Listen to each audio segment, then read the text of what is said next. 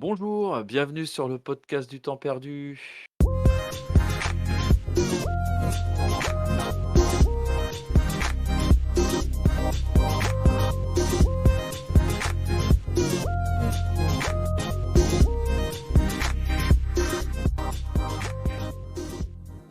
Comment ça va, Doki Doc? Mais ça va, et toi, Orchidée? Bah écoute, très bien, très très bien. On a repris nos bonnes vieilles habitudes, le travail, la famille et les jeux vidéo. Voilà pour Exactement. résumer un rythme de croisière pour 2021. Alors cette semaine, on va parler d'un jeu que j'ai pu essayer et que j'ai même terminé. Il s'agit de Call of the Sea. Exactement, pour une fois, c'est surtout toi qui vas nous parler Oui. de ton expérience sur le jeu, car je ne l'ai pas fait. Il est installé, mais je ne l'ai pas encore lancé, donc comme quoi, quand on a beaucoup de trucs à tester, on n'a pas forcément le temps. Donc c'est surtout toi qui vas me parler de cette aventure. Oui. Rappelle-moi exactement déjà qu'est-ce que c'est Call of the Sea. Alors Call of the Sea, alors c'est un jeu typé aventure, énigme, Mhm. euh, qui se situe dans un contexte un peu particulier qui sont les années 30 ou 40 D'accord. en Polynésie. Pour le coup, je serais même tenté de dire en Polynésie française. On parle de Papeete, etc. Donc c'est un jeu d'aventure où on incarne une héroïne, Nora, qui est à la recherche de son mari, Ok. qui est disparu, parti dans une expédition. Alors le contexte au départ est assez étrange en fait, hein. On part à sa recherche au travers d'énigmes à résoudre. Ça rappelle évidemment d'autres jeux, hein. C'est un jeu à la première personne, Mhm. où on évolue à la première personne. Alors c'est assez troublant pour le coup, hein, parce que c'est vrai que je n'avais pas énormément fait. Il y a eu The Witness, hein, qui était un peu sur ce principe-là il y a Ouais. quelques années. Donc là, donc un jeu à la première personne, on incarne donc cette Nora et en fait, on va avancer dans un univers très singulier, un univers qui rappelle pour moi deux monuments de la littérature en fait. Mhm. Le premier, c'est Jules Verne pour le côté exploration, D'accord. avec notamment si tu veux pas mal de mécanismes qui rappellent un peu la révolution industrielle, pas mal d'énigmes sur l'électricité, des choses comme ça. Ok. Euh, avec donc il y a un peu cette part de Jules Verne, d'exploration, de monde un peu merveilleux, on va dire. Et le deuxième, ce serait, mais je suis un peu moins spécialiste pour le coup, j'en ai quelques-uns, c'est Lovecraft. Ah. Alors ça me parle un peu Ouais, plus, du coup. ouais, Lovecraft, en fait, on est dans un, si tu veux, c'est un récit d'aventure, d'énigmes, Ouais. mais qui en fait sous-tend une certaine, un certain monde fantastique. Euh, D'accord. il y a quelque chose d'un peu d'irrationnel dès le départ en réalité. Et cette part de fantastique, mais en même temps mêlée de pas d'horreur, mais un petit peu quand même. Enfin, en fait, il y a un sentiment global en fait d'inquiétude. On pressent dès le départ, je veux pas spoiler, c'est pas facile, hein. On pressent dès le départ en fait qu'il y a quelque chose d'irrationnel qui passe derrière. Et ça, c'est très Lovecraftien dans le sens où c'est insinué, c'est sous-entendu, mais Oui. sans jamais forcément être révélé. C'est-à-dire que on n'attend pas une attaque de monstres, on n'attend pas tout ça. Euh, Bah, c'est par contre tout est suggéré, sous-entendu, quoi. Voilà, d'accord, ok. suggéré, voilà, dans les Ouais. énigmes, dans les lectures en fait. Et ça, c'est plutôt très fin.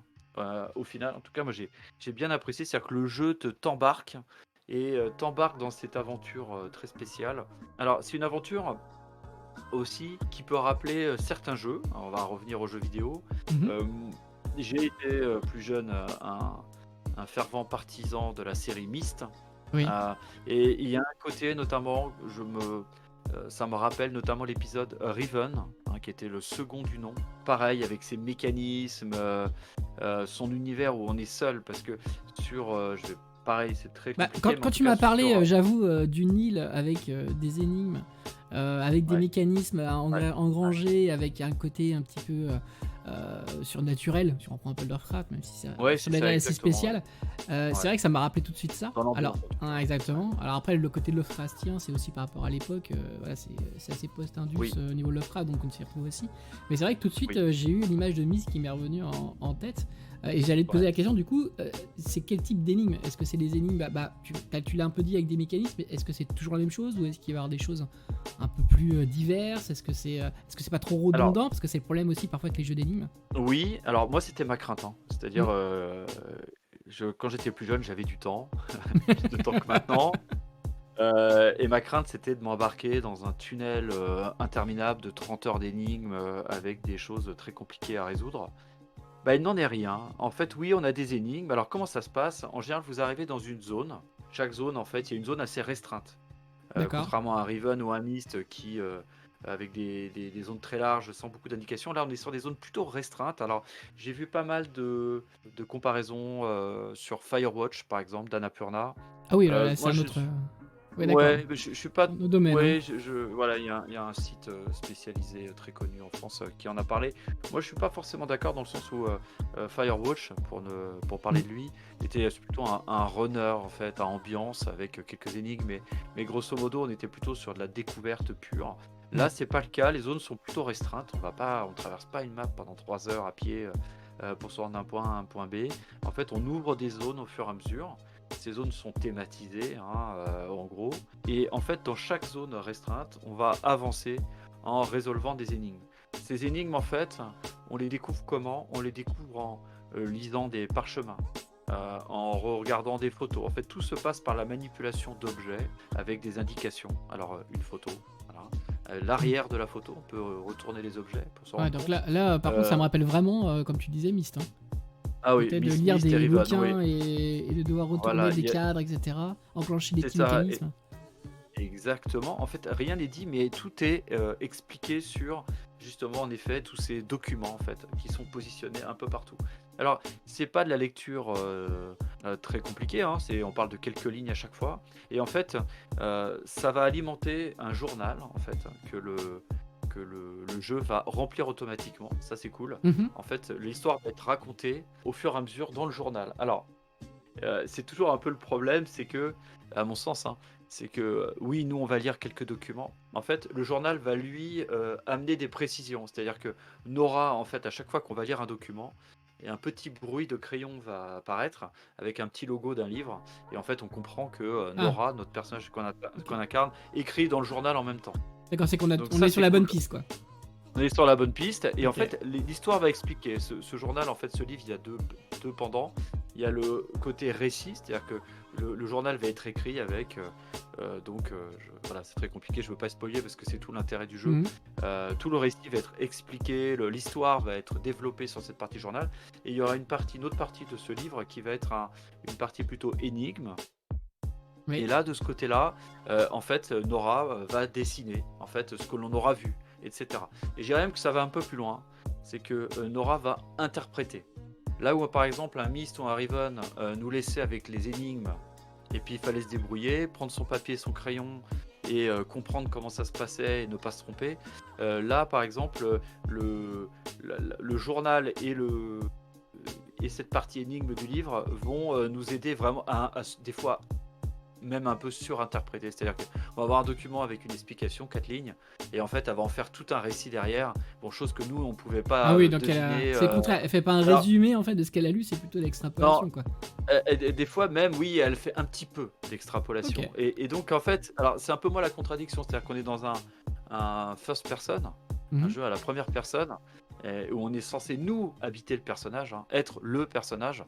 Et au final, on peut se demander parfois si c'est pas plutôt une narration à la troisième, en fait, où on suit une personne et on est spectateur des fois en fait de ça. On est censé l'incarner, mais en définitive, on peut pas avoir nous joueurs toutes les clés. Alors, c'est vachement bien pour un point, c'est que ça aide à la résolution des énigmes.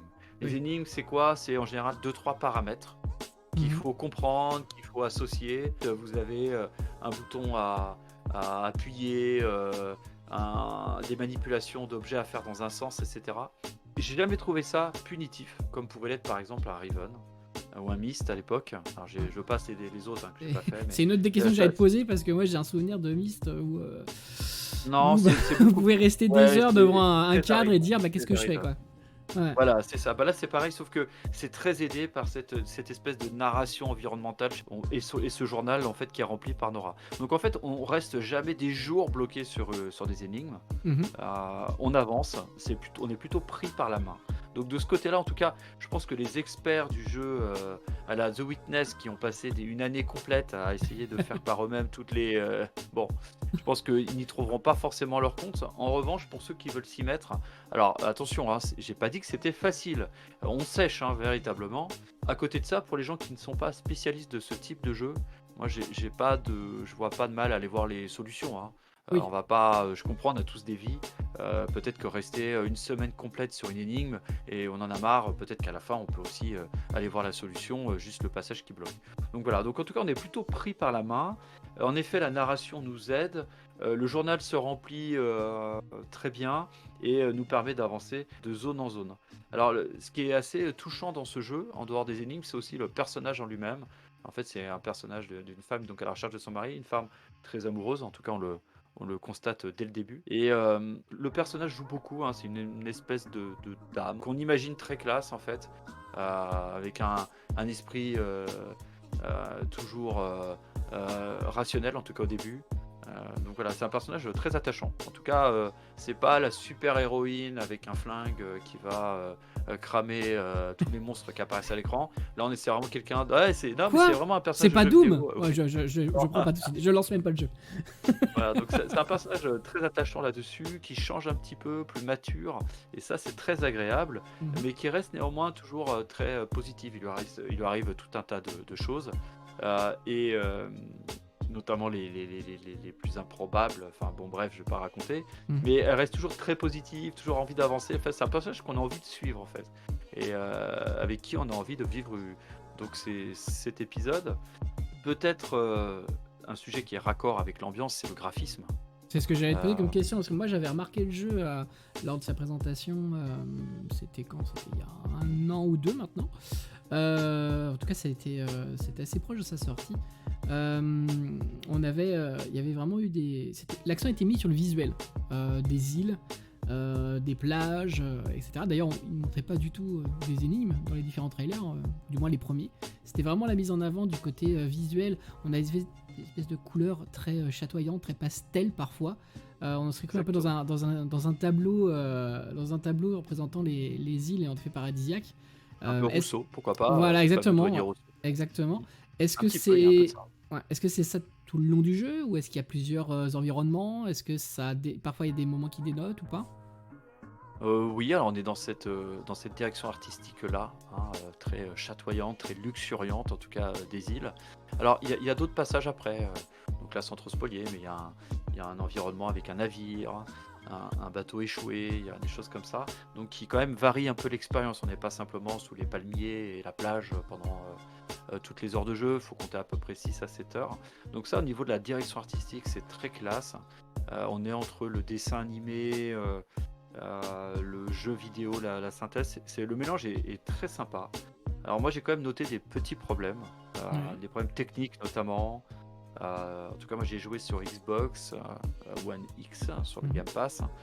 Euh, des problèmes de clipping, des objets qui tardent à apparaître. Ah, c'est dommage ça. Ouais, techniquement le jeu n'est vraiment pas parfait en fait. Ok. Alors c'est pas, il y a rien de rédhibitoire, il n'y a rien qui fera que la manette vous tombera des mains. Mhm. Mais c'est un peu dommage, c'est un peu dommage que tout ne soit pas nickel de ce côté-là. Donc la direction artistique, 100% oui, et même je dirais à faire un peu pour ceux qui n'aiment pas les jeux à énigmes, à faire, mais peut-être prenez la soluce à la main. Alors c'est dommage, hein, moi, je ne vais pas vous encourager à ça, mais juste pour vivre l'aventure et se baigner au moins un peu dans l'ambiance du jeu. Et voilà, mais il ne faut pas être rebuté par ces petits problèmes techniques, mais qui sont vraiment pas rédhibitoires. Enfin, pour moi, il n'y a pas de... C'est pas bloquant. Voilà, on Non. n'est pas face à quelque chose qui vous sort de l'énigme, qui vous sort de l'ambiance. C'est juste que c'est vrai que c'est dommage quand on est plongé par la musique, qui est très sympa aussi, l'ambiance musicale, etc. Et qu'il y a un problème de clipping, il y a l'objet qui n'apparaît pas, voilà, il y a ces petites imperfections techniques qui sont un peu dommages. Ouais. Mais enfin, pour le reste, vraiment, je dirais que pour les points positifs, un jeu qui est envoûtant, parce que Mhm. c'est le mot, hein, vraiment qui nous embarque en fait directement. Alors, sur le côté des énigmes, donc un point positif, c'est que je pense que tout le monde peut s'y mettre. Voilà, il faut. Par contre, c'est ce type de jeu, hein, qui est en fait, on n'a pas dit, mais qui est une sorte de point and click en 3 dimensions, hein, tout simplement à la première personne. Ok. Faut dire les choses, hein, c'est un peu ça. Euh, Quand même, prends la main pour les énigmes. C'est des énigmes à 2, 3. J'ai jamais vu 4 paramètres, je crois pas me rappeler. Donc il y a toujours quelque chose de faisable. Vous ne resterez jamais en rade pendant des semaines sur une énigme. Et enfin, un point positif, moi perso, j'apprécie, c'est que c'est pas trop long, hein. Je l'ai fini hier, et c'est pas un jeu qui est trop long, donc qui ne décourage pas. Tu sais à peu près en combien Voilà. de temps tu l'as fini? Je crois que je l'ai fini en. Alors, je crois que le temps donné, c'est 6 heures. Moi, je suis laborieux, hein, sur les énigmes. Je crois que j'ai mis, parce que je veux pas me servir des solutions, en tout cas le moins possible, Mhm. j'ai mis 8 heures, 8-9 heures à peu Ouais, près. donc, c'est En déjà pas prenant mal. mon Hein. temps, Ouais. en tournant Un en petit rond. jeu, un petit studio, Euh, pas mal. Hein. Ouais, c'est très bien, c'est très très bien. Si vous prenez le temps, etc. Vous pouvez le rusher avec les solutions en beaucoup moins Oui, de temps, mais c'est après. ça vaut pas le coup à ce moment-là, peut-être Se lancer dans un de jeu se mettre d'énigmes dedans. et regarder dès la première énime, en effet, là, sans Non, comprendre la mais voilà, logique des après, développeurs. quand vous bloquez, je comprends très bien, Ouais. on n'a pas tous le temps, et puis c'est un jeu vraiment qui impose la patience, quoi, hein. Il faut regarder, lire, comprendre. Franchement, moi j'avais un iPad à côté avec le stylet pour noter tous les détails, etc. Alors, il faut quand même se dire que le journal, la façon dont est fait le journal, tout est noté dedans. Donc, a priori, il n'y a jamais un moment où vous resterez sans les énigmes. Si vous n'avez pas dans le journal les infos qu'il faut pour résoudre, c'est qu'il faut repasser un endroit, vous êtes passé à côté d'un objet, d'une photo, d'un texte qui vous donnera en fait les éléments pour la résoudre. D'accord. Voilà. Voilà. Sur les points négatifs, Mhm. trop simple peut-être pour les hyper experts du genre. Clairement, ceux qui ont fait The Witness les yeux fermés, bon. Ouais, alors Ça, ils moi vont ça me va peut-être très bien, pas moi, comme trouver. difficulté, hein, au niveau jeu Voilà, d'énigmes. c'est ça. Bon. Je pas Voilà, vraiment la c'est ça, moi patience. aussi. Ouais, Ça, c'est voilà. le genre de c'est choses qui. patience, hein. Ouais. Il en faut quand même, hein, il en faut quand Il même, en hein, faut, faut pas mais s'énerver. bon. Pareil, alors oui, on parle de Nora, je vais essayer de ne pas spoiler, oui, on parle de son mari. En fait, il y a une galerie de personnages autour. Le mari de Nora part avec une expédition sous-entend évidemment des personnages annexes Mhm. qui sont décrits. Dommage, ça manquait peut-être un peu de profondeur de ce côté-là. Ils D'accord. sont là, j'aurais aimé, moi, personnellement, qu'on ait un peu plus de narratif de ce côté-là. La narration globale reste vraiment centrée sur Nora et son mari. C'est un peu dommage, on aurait aimé en savoir un peu plus. Voilà, mais je peux pas raconter plus que Oui, ça, non, malheureusement. après c'est compliqué de pas spoiler derrière. Ouais, donc ça, Dès qu'on c'est parle tout des le problème, personnages. hein, pour parler de ce type de jeu, c'est que on est très vite bloqué par le scénario, qui est très Mhm. important, et donc qui empêche véritablement de vous afficher d'emblée les aventures que vous allez vivre, quoi. Là, je peux pas faire ça. Mais voilà, en tout cas, un très bon jeu. Moi, j'ai trouvé en plus intégré au Game Pass. Ça, c'est encore plus magique. Faut le dire, c'est une exclue, Euh, Microsoft, hein, donc Xbox, Xbox Series, Xbox One, mais également ouais, PC. Il est dans le Game Pass également PC d'ailleurs. d'accord, ok, très bonne pioche. Si vous voulez prendre du temps, si vous voulez vous plonger dans une aventure un peu à côté de ce que l'on vit d'habitude sur les FPS, les jeux de stratégie, les rôles, Mhm. etc. Là, on revient un peu à un jeu à l'ancienne, pas dénué de problèmes techniques, etc. Mais un joli jeu avec une superbe ambiance et voilà, et une envie de toujours avancer. C'est-à-dire que les énigmes, à chaque fois qu'on en règle une, on se dit. On se dit pas, ah, je laisse tomber le jeu, ça m'énerve. Non, on n'a qu'une envie, c'est d'avancer dans la zone suivante pour remettre le couvert, etc. Et en ça, c'est une pure réussite, hein. Alors, j'ai une petite remarque à faire en annexe. Tu n'es pas sans le savoir que ma vue n'est pas parfaite. Ouais. J'ai souffert quelques problèmes, même sur un écran 55 pouces, pas très loin. Donc, il s'agit de quoi? Alors, il y a des paramètres d'accessibilité. Moi, je vais systématiquement, je pense qu'on va en parler maintenant, parce que je trouve que c'est très important en Mhm. 2021. Il y a des paramètres d'accessibilité pour tout ce qui est sourd, malentendant, etc. C'est très bien. Bon, par contre, pour ceux qui sont un peu plus déficients visuellement, c'est un peu plus compliqué. Encore une fois, à la manière de Rockstar, les sous-titres, parce que le personnage de Nora parle anglais, hein. D'accord, il n'y a pas La de narration se VF. fait en anglais. Ok. Il n'y a pas de VF, c'est du sous-titrage, et ce sous-titrage blanc petit, Ah, et ça, c'est les problématiques. Hein. véritablement, moi ça m'arrache les yeux. Même, je te rassure ou pas, je sais pas si c'est le mot, mais même pour une personne qui n'a pas de problème visuel, de choix de sous-titrage, alors la taille, en effet, c'est le que problématique, mais blanc, mais je trouve ça tellement bête. Voilà, Vous Euh, êtes sur une écume, une plage ensoleillée ou un c'est machin, vous ça. voyez plus rien. Vous avez vous avez Euh, des moments où vous vous retrouvez dans des endroits, le jeu vous emmène. Je comprends par exemple, tu disais l'exemple de Rockstar, même si on est en pleine ville, bah, il y a des fois on a le soleil qui nous tape en plein dedans, etc. On ne voit rien du tout. Et non, pour quelqu'un qui n'est et pas anglophone, et surtout qu'en plus des fois c'est ça peut très être des choses compliqué. très travaillées, c'est très très compliqué de pouvoir suivre. Donc je suis d'accord avec toi, c'est quelque chose qu'on fera attention aussi dans nos différentes reviews de jeux.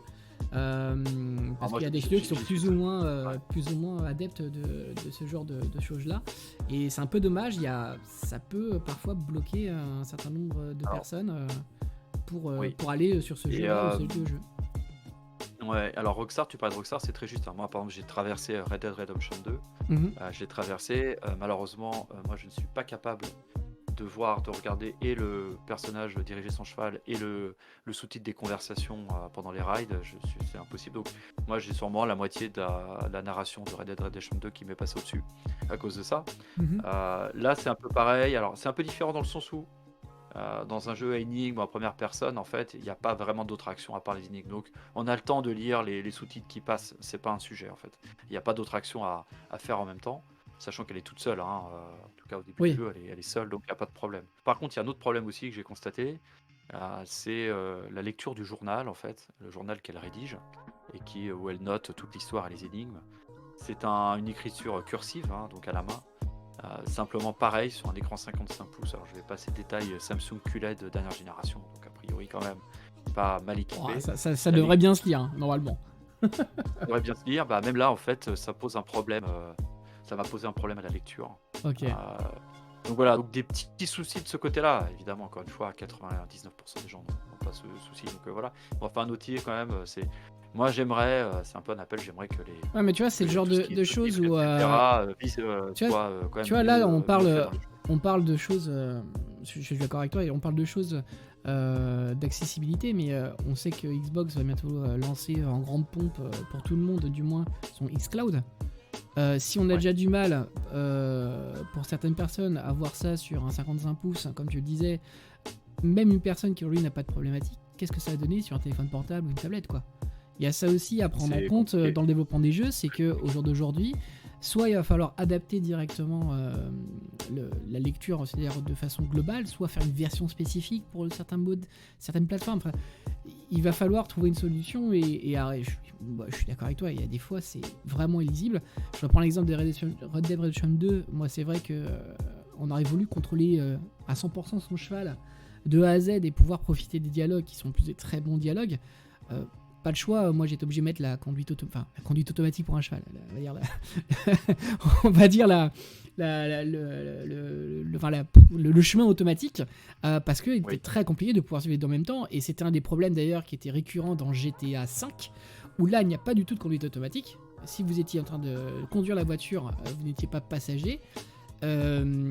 Bah, c'était très compliqué de se balader encore une fois dans la ville, de pas rentrer dans les voitures, etc. Si vous vouliez vraiment suivre mot à mot le dialogue qui se passait et qui donnait parfois des choses, des choses intéressantes qui faisaient développement de l'histoire.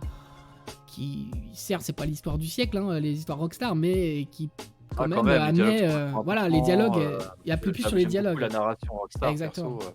Et donc, L'écriture, elle est pour super. un jeu Enfin, d'énigmes comme Call of the Sea, ça peut porter à confusion. On peut louper peut-être des passages importants qui peuvent nous donner une non, alors, compréhension. Je sais pas. non, pas forcément. Non, c'est juste que enfin, aller sur le journal, moi, ça m'a arraché les yeux. Mhm.